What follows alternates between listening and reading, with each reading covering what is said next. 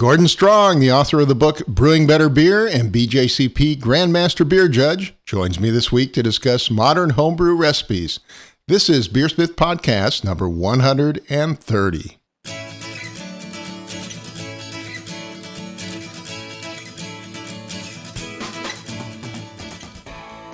This is BeerSmith episode number 130, and it's late July 2016.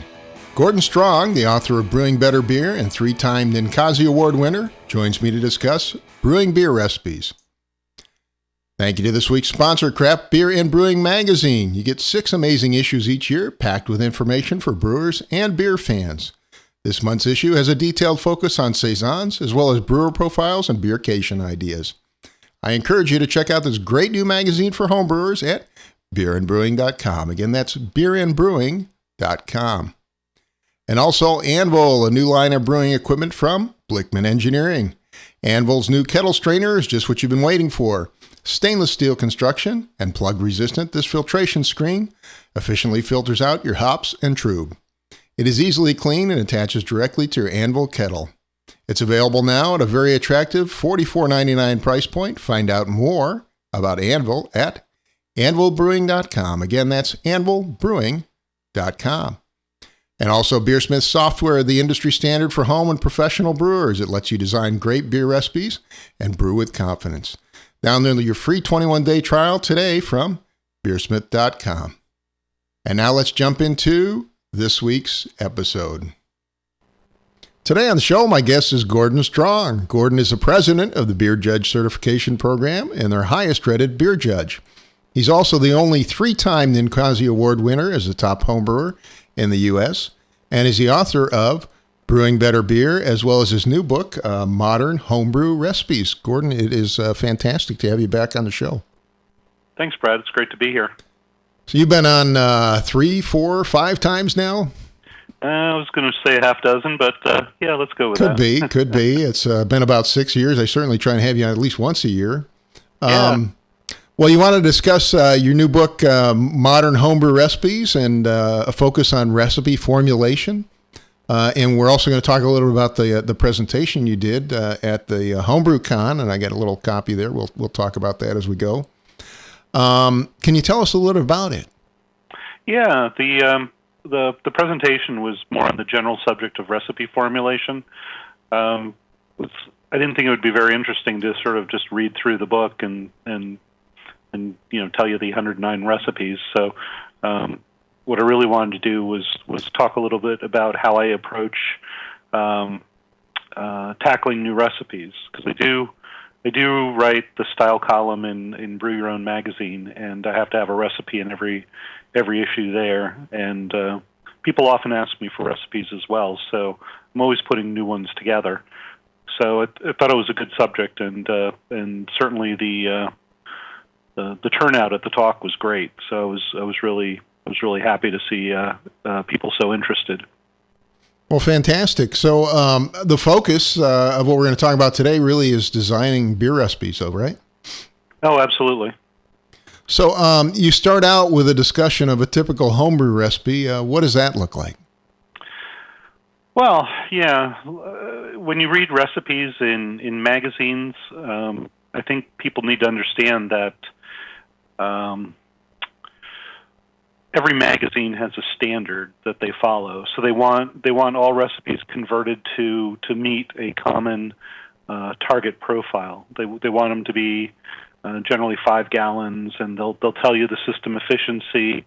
So you have to take whatever recipe you have and scale it around so it meets those criteria, even if that's not what exactly you brewed.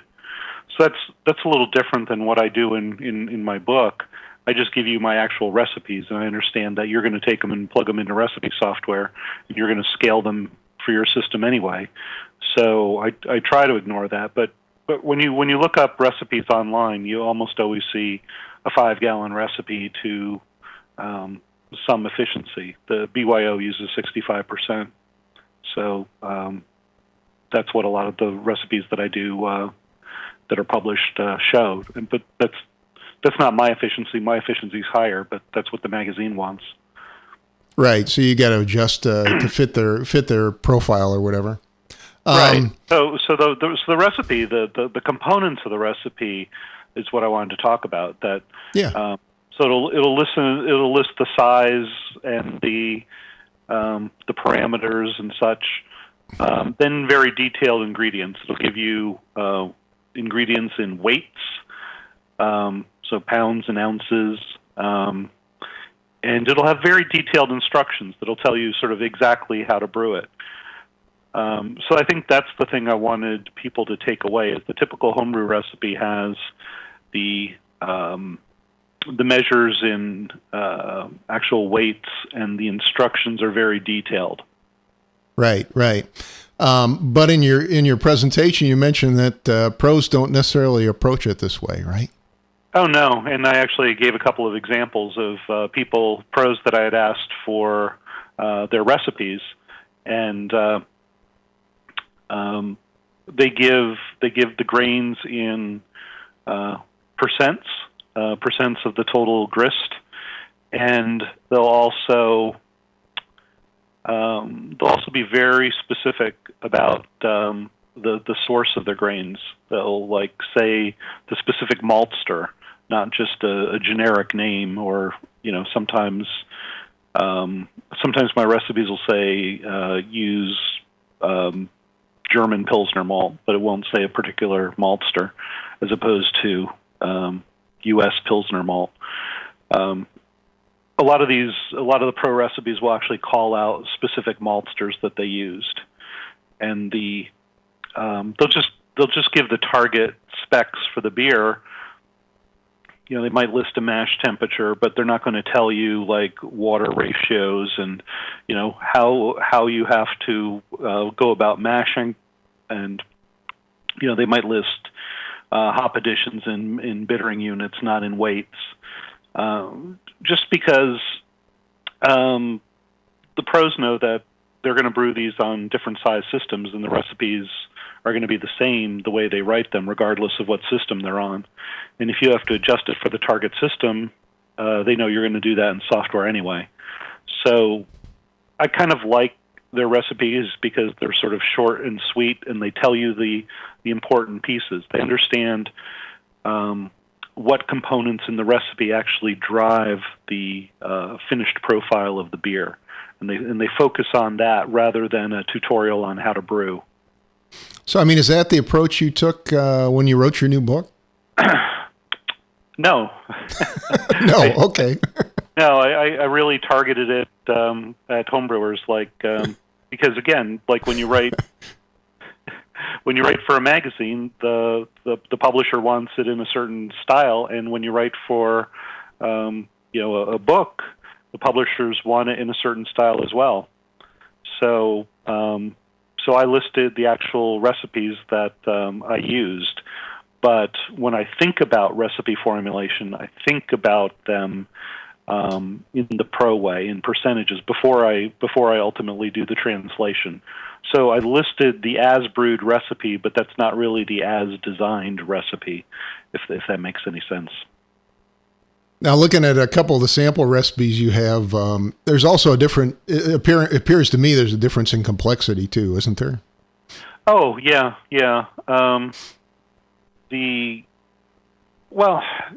I don't know if you mean complexity in terms of detail in what's described. Well, in some cases, you see the pro recipes will use fewer ingredients to achieve the same thing, for example. Yeah, and that's often what you're seeing is the effect of commercial production. That when pros are doing it, they usually count bags of malt, and the more of those they have to track, the harder it is for them to brew. Whereas homebrewers, it's easy enough to open up another bin and pour out a half a pound of grain or something. For pros to do it, they're trying to be economical and not waste things. But yeah, it is. I did choose a couple of recipes that happen to have a small number of ingredients, and I think there are pro recipes that are certainly more complex, but in general, I'd say most pro recipes that I see do tend to be less complex than in terms of number of ingredients than homebrew recipes. And why, again, are the homebrewer versus pro approach so different? Why do they approach things so differently? Well, I think... I mean, like at the design level, not just at the listing the recipe level.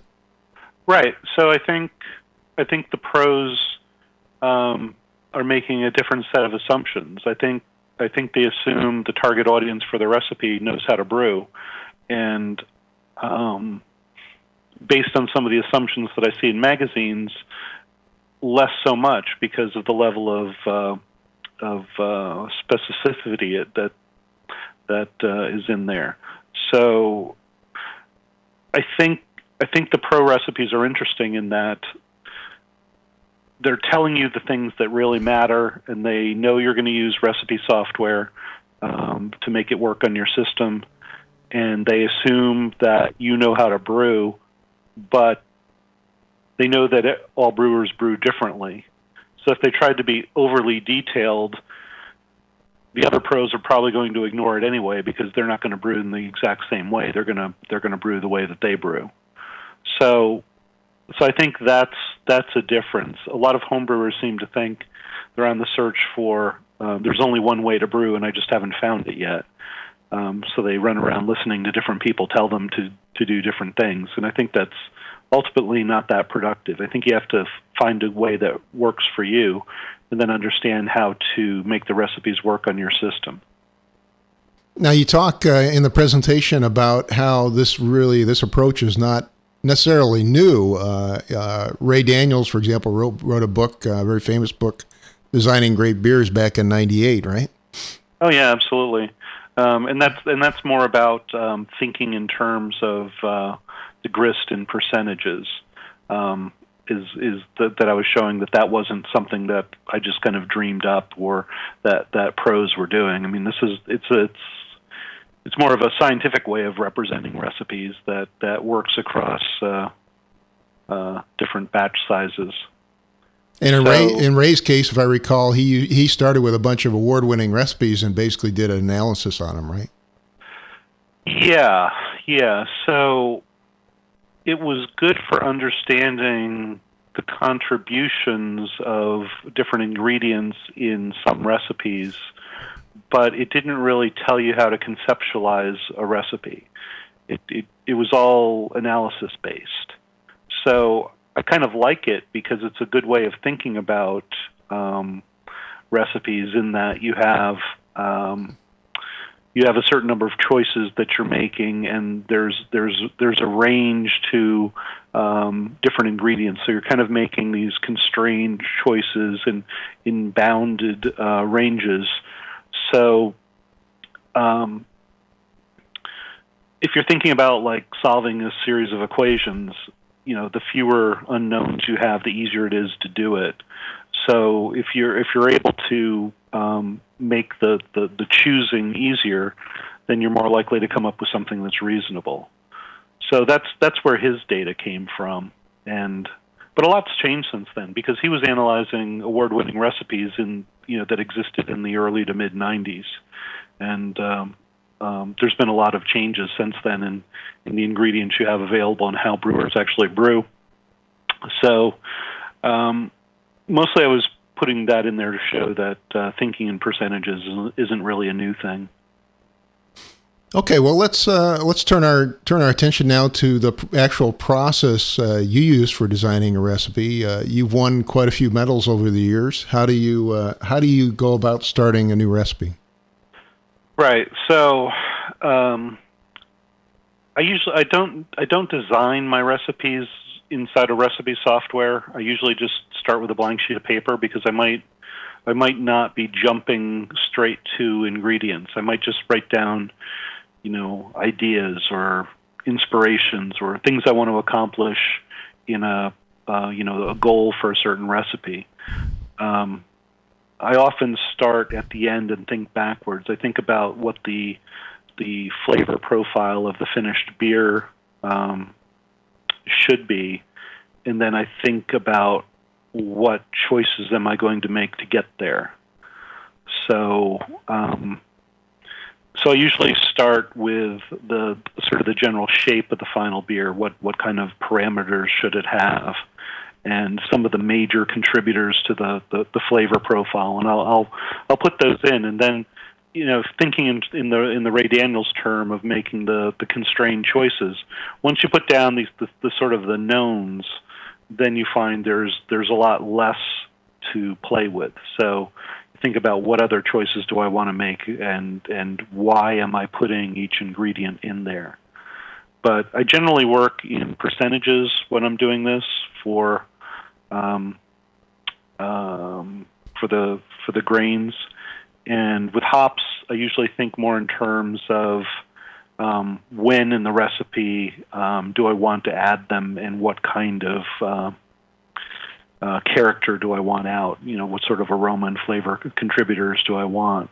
Because I can always make the bitterness target work by adding a bitterness addition late. But I'll usually start by adding the flavor and aroma additions for hops first, and then if I need to add another addition for bitterness to make it turn out, then I will. So that's the general way that I piece together a recipe. But those final adjustments, when I'm trying to see, like, do the quantities or percentages that I'm entering, do those match the recipe parameters? That's all done in recipe software, because nobody wants to do those calculations in their head. So usually once I have the places, the times for hop additions and the percentage of grains, then I plunk it in there and use my system parameters and consider the batch size I want to make, and then just play around with it to get it there. Even though I'm starting with percentages, I'll do some rounding, because I want the ingredients to turn out into round numbers, because it's certainly easier to buy it or weigh it, because the noise that you make in rounding a number isn't worth that level of precision. It's all approximate at that level. Right.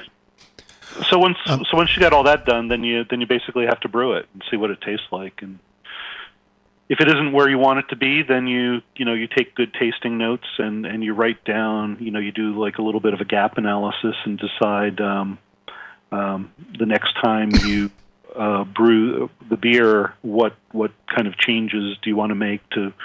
I think in terms of which direction do I want to move different components, and then how much does it need to move, and that controls what quantities I'll put in there. I think that's an important point, though, Gordon, is a lot of guys brew a beer and then they move on to the next beer. And it's really hard to get good beer by doing that, right? Yeah, the more you brew, the better you get at predicting what things are going to be like. But if you're trying something really different that you don't have a lot of experience with, or if you're not using pieces of recipes that you've used before, then, or if you're using brand new ingredients and you're not exactly sure what their finished flavor profile is going to be, then yeah, it's more of a guess. But the more experience you get, the better your educated guesses are. But it is still a guess. But even if I have no intention of brewing that recipe again anytime soon, I will always take the tasting notes. Because if I do go back, and even if I don't brew that recipe, I might use that recipe as the basis for another recipe, and I'll want to have my sort of best notes applied of what I would do next time. And I love it when I brew a recipe and I say, no changes, just brew it again. But a lot of times I always say, well, try this because it might be better. And sometimes it is, sometimes it isn't. So, that's a little bit of an experiment. But I try to record those while the beer is still something that I'm trying. I don't want to try to do that from memory. Cool. Well, I wanted to explore more the creative side of things. You talk about creativity being a process of really connecting things and not necessarily inventing new things. I was wondering if you could expand on that. Yeah, in the presentation, I have this Steve Jobs quote that creativity is just connecting things, and about how people feel guilty because they don't really think they're being innovative, but you see these connections in your mind, and you think, well, if I piece these things together in a new way, then I might get what I want.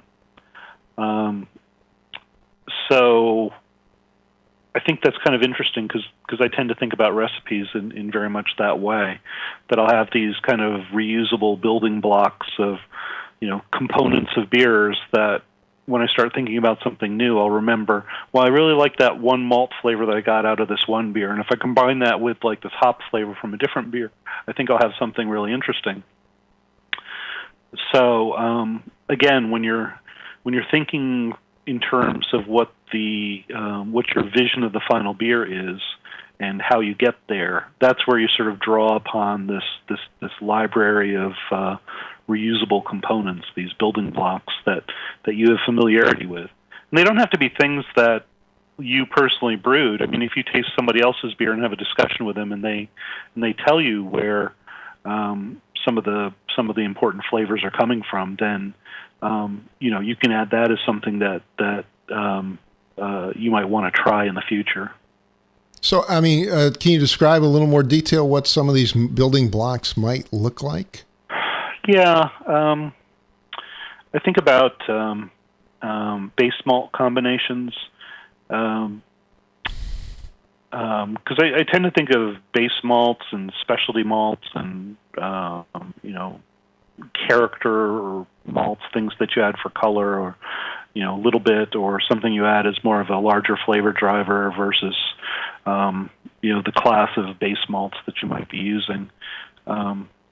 So I think in terms of those things. So I might have like a favorite combination I'll use as a base malt is like 45% two-row, 45% Pilsner malt, and 10% Munich malt. That's kind of a very, very neutral palate. I mean, I could make a pale ale or an IPA based on that really easily. And sometimes I'll use a beer like that to evaluate new hops, because it gives a very neutral and clean palate to put those hops against. I've got other combinations that I like. Sometimes I think of flavors that come out of base malts. A lot of people talk about Maris Otter as being such a great base malt. It's a very bready malt. So, I mean, if you want that sort of biscuity, bready flavor in your final beer, that's great.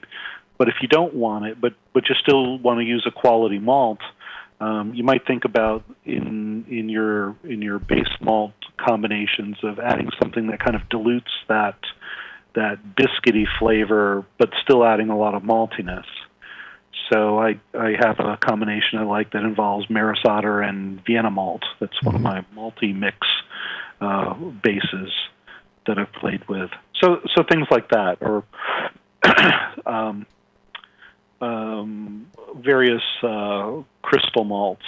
When you start getting into the darker malts, the crystals and the chocolates and things like that, that's where the individual maltster sort of often plays the key role, because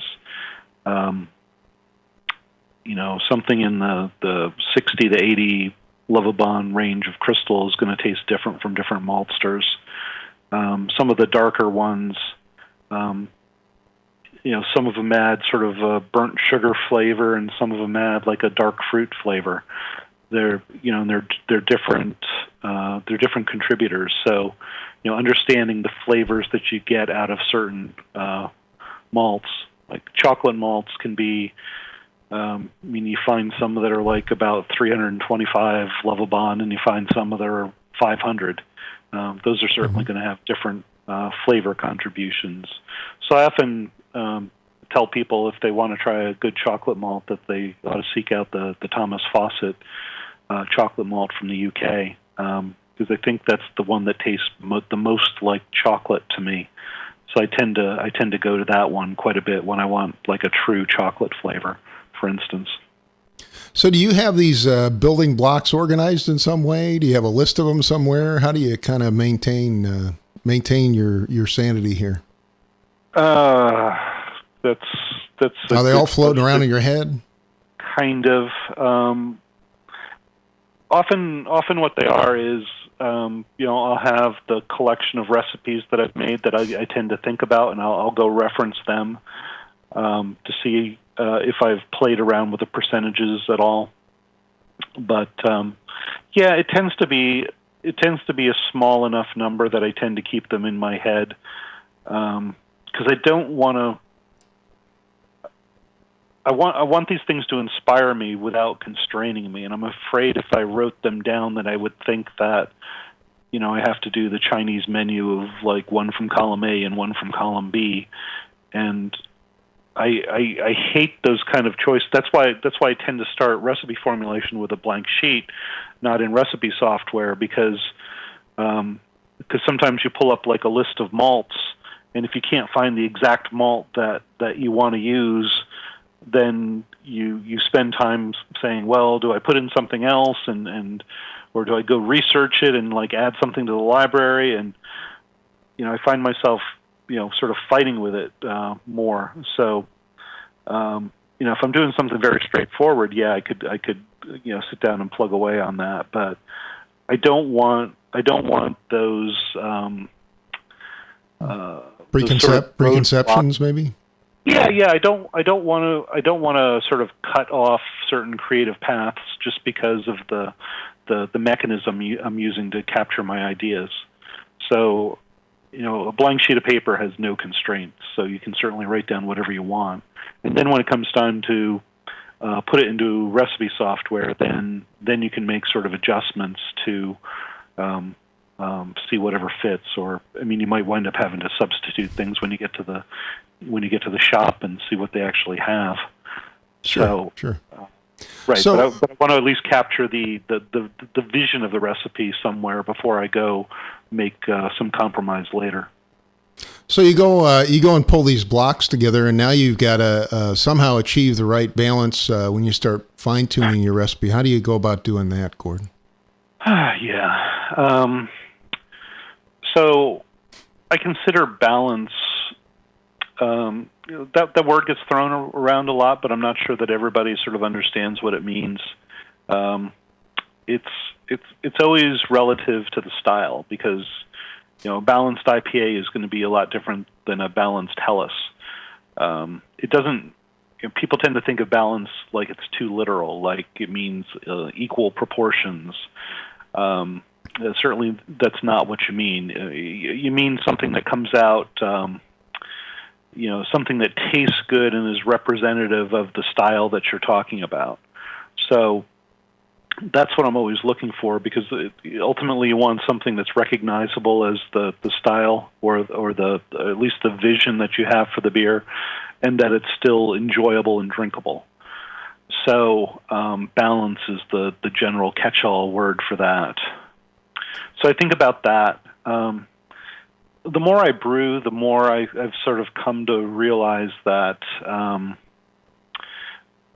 care more about the final gravity of the beer than the actual attenuation, because that, I think, affects the drinkability more than anything.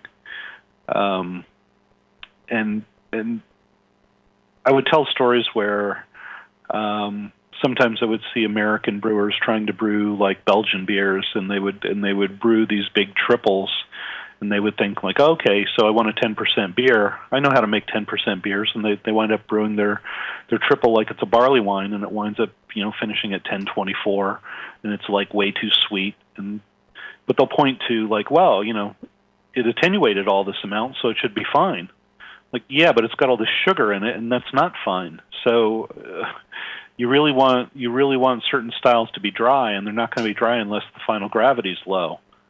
So the trick on some of those Belgian beers is that you start low and you finish low, not that you try to get this high level of attenuation. I mean, it's more about how it finishes. Mm-hmm. So, going back to designing great beers, Ray introduced the idea of gravity units to bitterness units, and I think that works for beers of similar finishing gravity, because it's kind of like a rough measure between similar beers, but it doesn't really tell you the full story, because depending on where the beers finish, they'll drink totally different. So when you have the gravity unit and bitterness unit as a sort of a proxy for balance, that only works if the beers you're comparing are roughly similar in final gravity. So I don't use these measures to mean more than they are intended to mean. It's kind of a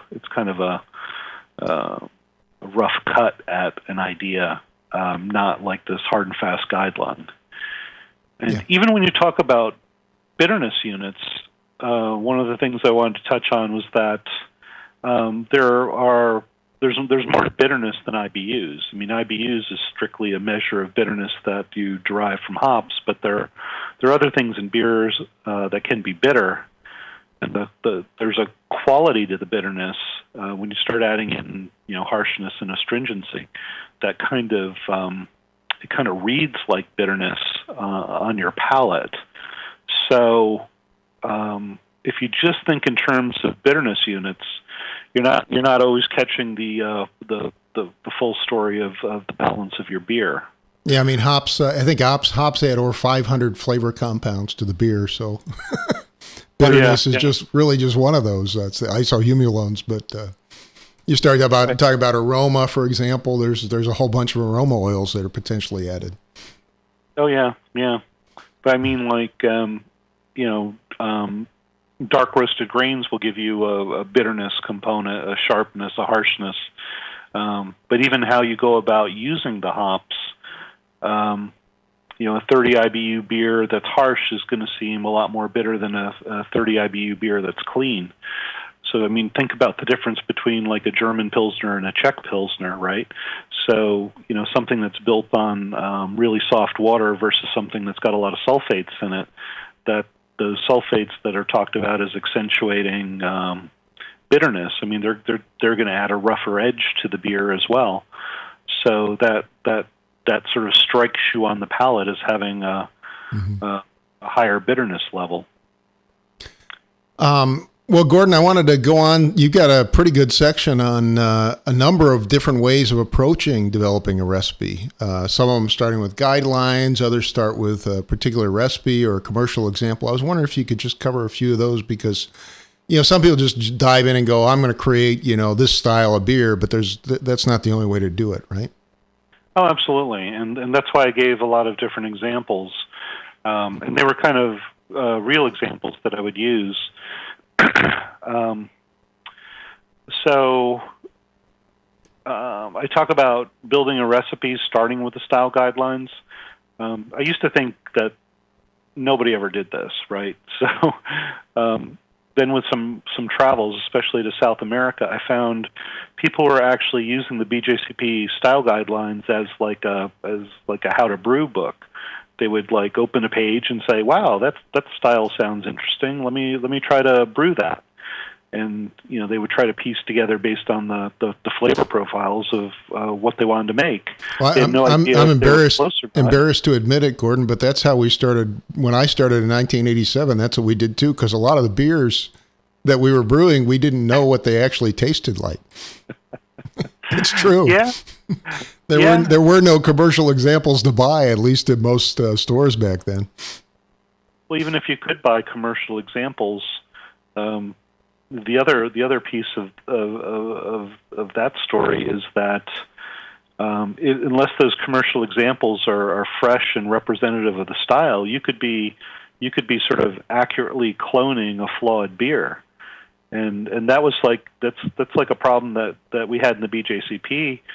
We had Brits complain for years about how bitters were written up, and I couldn't understand what they were talking about because they tasted just like the ones we get here. But then you go over and drink them there, and I think what we used to be describing as these caramely flavors that we thought came from crystal malt were just that we were trying some oxidized beers that had picked up, more of a caramely sweetness and lost some of their freshness. So, we were what we thought of as bitters really wasn't what they really were like, even though you think you're disproving it. It's like, well, let's go to the store. We'll buy it and we'll try it together, and you tell me what you taste. And that's kind of pressure. It's more like, let's fly to England and drink them there, and then you tell me what you taste. That sounds great, Gordon. As long as you're buying the ticket, I'm in. We're not going to take BeerSmith 1 over. Actually, I was over there the last 2 years. I got to go and really enjoyed the beers over there. But let's go ahead and let's talk about some of these other ways. I think most people are familiar with the basic idea of starting with a style guideline or a particular target style. I wanted to cover some of the other ones. Yeah. Okay. So another way that I have, aside from parsing the style guidelines, is it still involves the style guidelines, but I called it deriving a recipe from other styles. Because one of the things we added in the 2015 guidelines is this style comparison.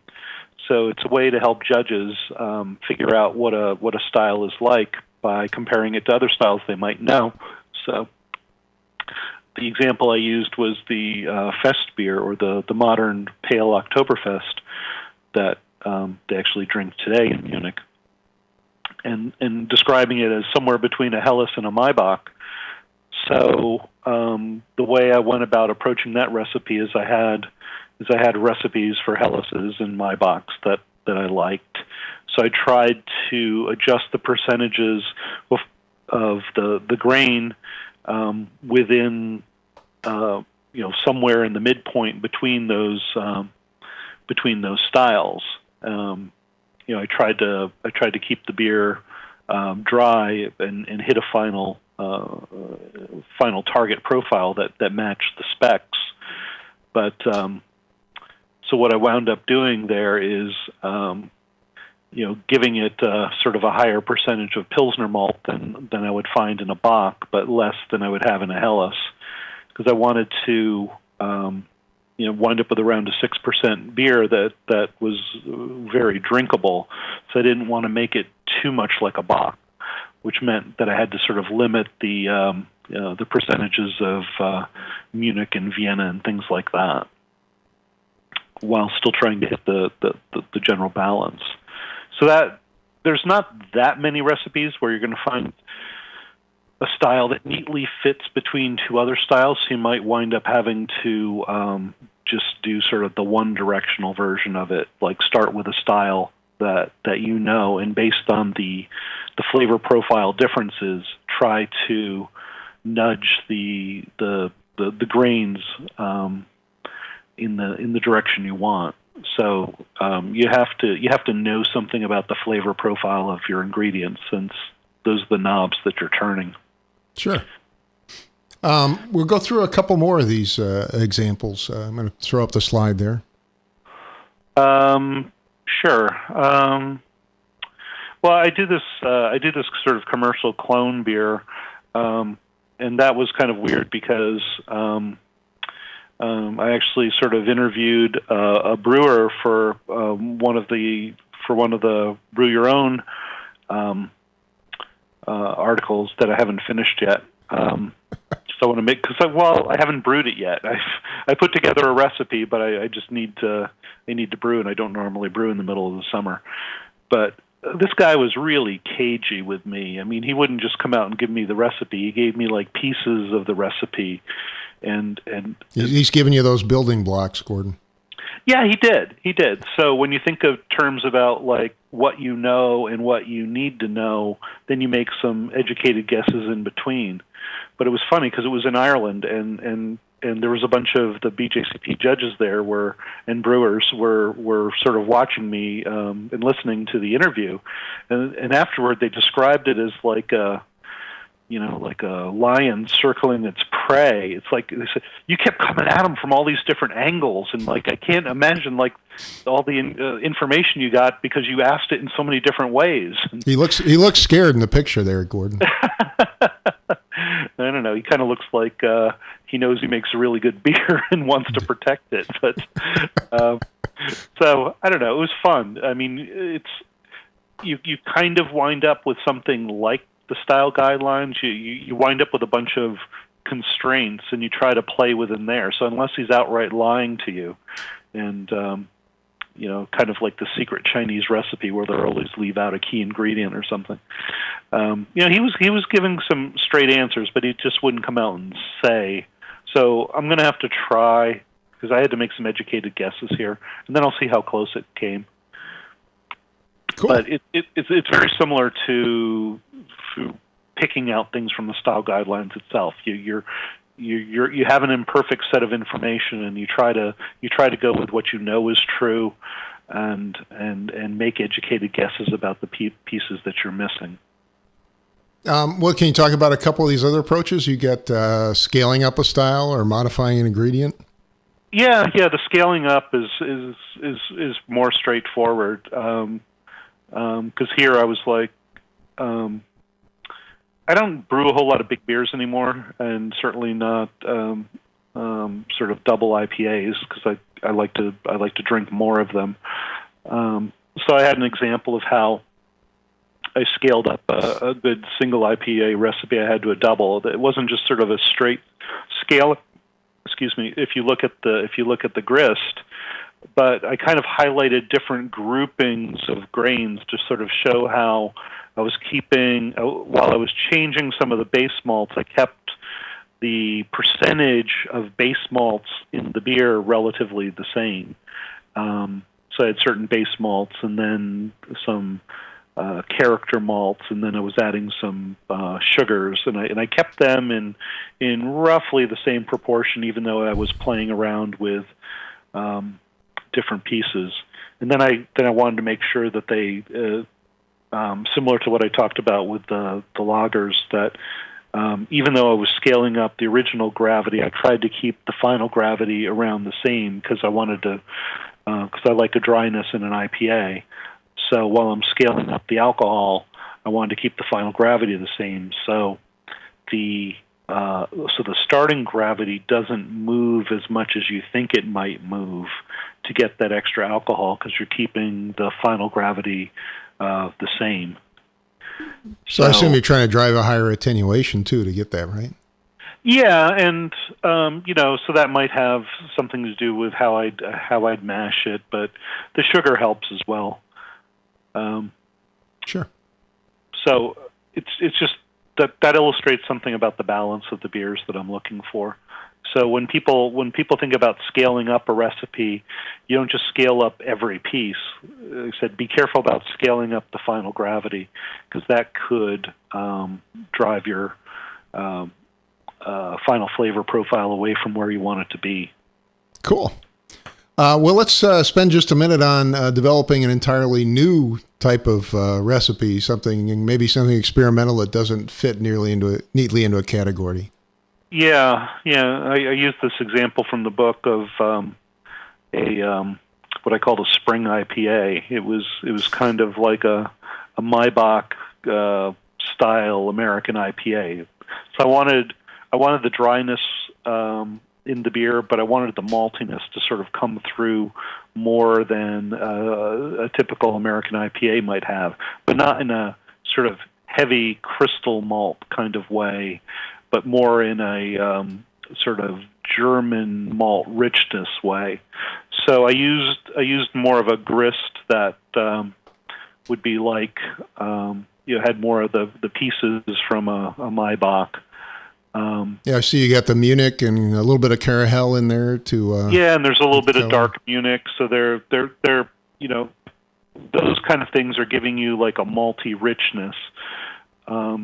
I'm contrasting sort of malty versus sweet in this case, because if you used crystal malt, you'd wind up with like a higher final gravity, and it would seem sweeter. Whereas I try and stay away. I try and stay away beer, from a lot of the darker crystal malts too. I'm sorry. Didn't mean to talk over you. I apologize. No, I agree with you. I tend to use very little crystal anywhere near IPAs, unless I'm doing one of the darker ones, looking for a specific flavor profile, because it's very hard.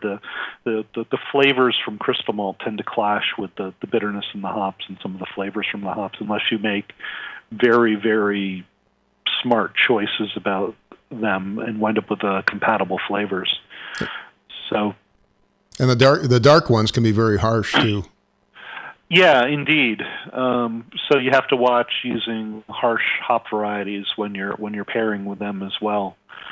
So here I was in this example I was using some German hops and some American versions of German hops plus a little randomness in there with a little bit of Nelson Sauvin. With a little bit of that white grape adding into there, a little bit of Centennial for like a little lime zest, and the sort of the floral German hops. So that was, and I was playing it up with using a lot of first word hopping and hop bursting to put a lot of the hop character in there. And I really liked how this one turned out. And it was kind of interesting because I mentioned Ireland recently. So earlier this year, I was speaking at the Irish National Homebrew Conference, and one of the brewers there, one of the commercial brewers at a small craft brewery, had me try what they called a German IPA, and I think they went and did something very similar to this. That they had this sort of maltier base with, I think they featured Mandarina Bavaria as their signature hop, where I'm putting together a lot of other hops. I don't think that hop was a known variety when I put this together, but I'm interested in kind of brewing this recipe, maybe as a single hop variety with that, and seeing how it turns out. Because I think it's interesting to give sort of more of that German variety hops in a more of an IPA-ish kind of quantity, because the American versions that we have don't tend to feature those sort of floral hops in that kind of quantity. So it's interesting to sort of drive those to a higher level. That's why I was afraid of just going all German hops. That's why I hit it with some Centennial and some Nelson to give it a little bit of, other interesting character. And this is one that just seemed to have turned out in a very tasty way. I mean, it's one of those happy experiments that I couldn't have totally predicted what the final product was going to taste like, but I was hoping it was going to be good, and it turned out it was really good. So I like to talk about this one a lot because it was kind of a new creation. I'm not kind of proposing that this be a style. I think we have plenty of styles here, but they keep growing every year. Yeah, it's not my fault. I know. Well, Gordon, I was wondering if you had any final tips on recipe design before we leave the presentation. I know we weren't able to cover every single thing, but well, no, and the presentation itself, I know the AHA has it on their website. Yeah, I think if you're an AHA member, you have access to all of the HomebrewCon presentations as well as the video, I think, too. Yeah, so that's a great reason for being an AHA member. It's a good benefit if you don't get to go to the conference. But yeah, I mean, here you can get a lot of the benefit of this talk with this in the book will get you a long way. But yeah, I mean, where I wanted to wrap up with final thoughts about recipes, like, even though I wrote a book on recipes, I mean, my first book was more on thinking about how to brew. So, the point of brewing better beer was to help you make smart choices and to brew the best beer you can. So where the recipe book came from was people that wanted more examples and me to talk more about what choices I made. So when I put the two of those together, sorry. Oh, I was going to say, so I assume the new book isn't just a list of recipes, right? It's got a lot more than that. No. It's when I wanted to write it, I described it as I wanted to write a book about recipes, not a book of recipes. So I do talk a lot about the choices I made and how the recipes reflect those choices, because ultimately I want the same goal. I want people to be able to put together their own recipes and brew something great and then share it with me, surprise me, come up and show me your great ideas so like I can learn something from you. That's the ultimate goal of, if you're in the process of, or in the business of trying to teach and help people is you want people to ultimately surpass you. Me too. I want them to send their beer to me too, as well. I feel the same way, Gordon. Well, if you send me enough beer, I have to share it with my friends. So it's if you just drink alone, you're just sad, So I know you're drinking alone, but you're talking to me, so it's not really alone. It's not that bad. I'm almost at the end of my beer, though. Yeah, well, that's good. We're almost at the end of the talk. So, yeah. So what I want to say about recipes is, recipes are important, but I think knowing how to brew is more important, because then you can get what you want out of any recipe, whether it's somebody else's or your own. So I think a lot of people put undue weight on a specific recipe when they should be focusing more on how to brew really well. If I had to offer somebody specific advice as to how do you go about envisioning these recipes, is like you really have to understand your ingredients and the flavor profiles and the contributions that they make. What do the grains taste like in different percentages? If you make a beer with 50% Pilsner malt versus 100% Pilsner malt, how does the flavor from that grain show up in the final product? Because understanding those profiles is what gives you the ability to predict the final outcome. So, I mean, you're envisioning based on experience. You're not just speculating. So building that sort of mental reference for your ingredients will help a lot. And then finally, regardless of the recipe and how you brew, that if you don't have good quality ingredients and fresh beer, it's ultimately not going to matter, because it's like fumbling it in the last 5-yard line. You can make something really great and then ruin it if something was stale or something not handled well. So pay attention to how you brew, but also pay attention to how you keep your beer, because that's what lets you enjoy the fruits of your labor. Well, thank you, Gordon. Really appreciate you coming on the show today and talking to us a little bit about your award-winning strategy for designing beer. Yeah, it was really enjoyable. I'm glad you had me on again. Always a pleasure. And again, my guest today was Gordon Strong. He's the president of the Beer Judge Certification Program. He's a Grandmaster Beer Judge and author of the book Brewing Better Beer, as well as his new book, Modern Homebrew Recipes. Gordon, thank you again. My pleasure, Brad. Thank you to my friend Gordon Strong for joining me today. Thanks also to Anvil, the new line of brewing equipment from Blickman Engineering. Anvil's new kettle strainer is stainless steel filtration screen that's plug resistant and will efficiently filter your hops and trub. It fits easily over your Anvil kettle dip tube and is attractively priced at $44.99.